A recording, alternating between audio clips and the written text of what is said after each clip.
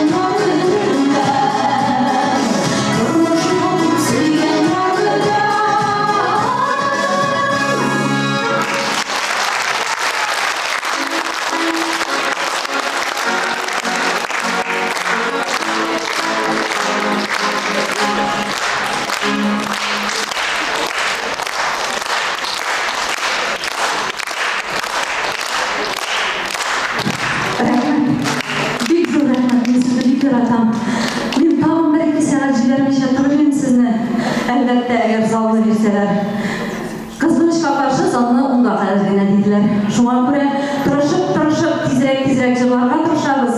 Программага куйган бөтен җырларны җырлап бетерер өчен. Киттек тагын бер җырыбыз. Бу концертыбызда соңгысы, алда көндәрдә соңгысы булмасын.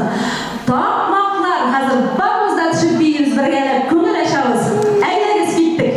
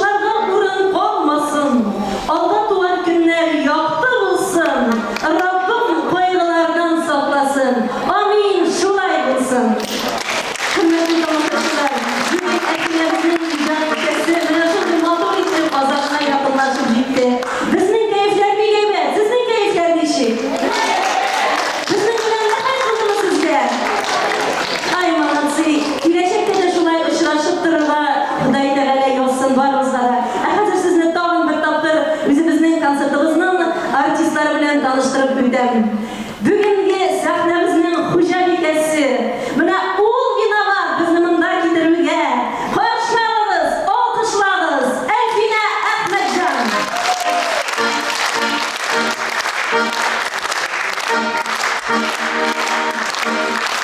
Regional tatar madaniyat üzerinde işlep yatırılan Rossiya Federatsiyasining qozongan artisti Eldar Shigapov yetakchiligidagi Talyan jip teatri artistlari Ramil Sayfin, Dilnaz Musina, fortepianoda Jamila Zahirova, Safra vokal-instrumental triosi, Hamida Ayrush Rasul Sharqot bilan Hasan Qunaqlarimiz turunda jili sizlarning kasikiga rahmat sizga yigitlar qizlar. Yiroq yo'llarni yaqin etib kelganingiz uchun. Saydash Beauty Teatri yetakchilari Tajin Vasikulin, Boyanchi jigitimiz Aynur Muratov. Hamida bugungi konsertni sahnalashtiruvchi, bizni aydab boruvchi obuyimiz, yo'ratgan yetakchimiz Eldar Shigapov.